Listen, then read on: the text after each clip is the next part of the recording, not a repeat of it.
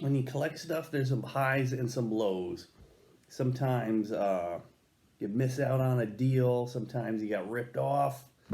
Um, you're trying to right some wrongs. Stuff got thrown out when you were a little kid. Stuff you never had from when you were a little kid. Now stuff's too expensive and you'll never get it. This is me righting a wrong. Not a major wrong, but this is a little story on patience. I had this particular figure when I was a little kid. Wasn't my favorite because that head sculpt on Superman. This is 1979 Superman diecast figure from Mego. Pickup shot. I had this. I probably got them. Probably not in '79. I probably got them 80, 81 when it was like peg warming and on clearance or something like that. But mine did not survive childhood because he got mangled. The diecast part, he was real heavy, so if you dropped them, the plastic parts, they all broke. I did another review on my Spider-Man, which did survive childhood, but his arm did not. And he fared a whole lot better than Superman did. I remember my Superman, his arm was broken off. His leg was crazy glued back on, so it did not move. And I assume when my mom made me throw out like 2/3 of all my stuff when I was like a mid-teenager, since he was broken, he got tossed and he had a bad head sculpt, so I wasn't that fond. I kind of forgot about the figure. And I kind of had him in the back of my mind when I pulled out Spider-Man for a review. And I saw one not too long ago, maybe, I don't know, the last year I saw this guy hanging out in this vintage shop I always go to. It was $60. I was like, not today.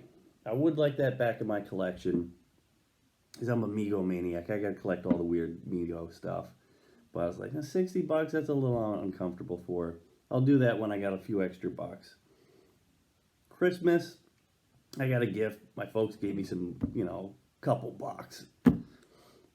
Usually I give them, a fair amount of money, and they always, feel guilty and give me a little bit back. So I was like, all right, I'm going to take that money. I'll go buy it like a fun gift with it. And it was going to be this. And by the time I went back to that store where this thing was sitting there collecting dust, when I finally wanted it, it was gone. I was like, darn it. So then I'm on eBay. I was like, I'm still going to buy that figure because I want to spend that Christmas money. I could not find it. I could not find a cheap one. Or they were all in deplorable condition, which didn't even make it fun to own. Or they were in the box and it was a couple $100. I mean, I don't collect in box stuff, but now it's April, almost May, and I finally found one.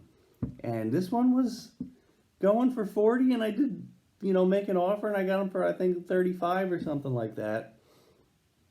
And I got the one in the best condition. The other ones, the paint's all chipped up, and the cape is even in worse condition than this. When I saw the picture, I thought the cape was even in worse condition, but kind of fold it back, and it doesn't look so bad. I mean, his knees are real loose, and I assume all of them are like that. All of them are either, they're all trashed. This was the best looking one, and I got it for by far the cheapest. So you just wait a little while. Just be patient. Be out there hunting on eBay. Sit back, sit in the woods, and you'll find one cheap. You even be cheap on somebody and go for the make an offer. Don't give insulting offers. When I used to do eBay and have like the make an offer section, somebody give me a really dumb offer, like if say it was $40 and somebody offered me like 20, I'd be like, no. Whatever they offered, counter offered after that, I was like, no, you ain't getting nothing out of me because now you have offended me, and I won't let you buy on principle. Because I don't care, it's my stuff, whatever. So, they might be a weirdo like me, and they're not interested in doing business because they want to hold on to their stuff. They want They want a respectful offer, so don't be, go a few bucks under. And you might land this guy, but look how, why did they do that with us here? Why did they give him a weird, I assume that was probably not even a Superman head sculpt. They just threw it on there because it was close enough. There's no version of Superman where his hair is over his ears. And whatever you do, don't drop these because all the plastic parts are going to break. Because this is metal, his waist is metal, all the rest of it. Is that metal? I can't tell. I think his legs are just plastic. He's got screws in there. You can probably open them up and tighten up the joints with a little bit of glue on each side. I'm not doing that. He's good enough. I ain't going to ruin that. Because look, this is the only one I even saw with the Superman S that still looked good. And you got rivets in the back, which you cannot unscrew those rivets. Here we are. Let's take a look at them real close up. I do not like that head sculpt at all. What is with that hairdo? Where's his ears? Nice Superman logo on him. Barely any paint chipping. Cape's a little worse for wear, but hey, whatever. No real rust on his rivets and screws. Pretty good condition for this figure.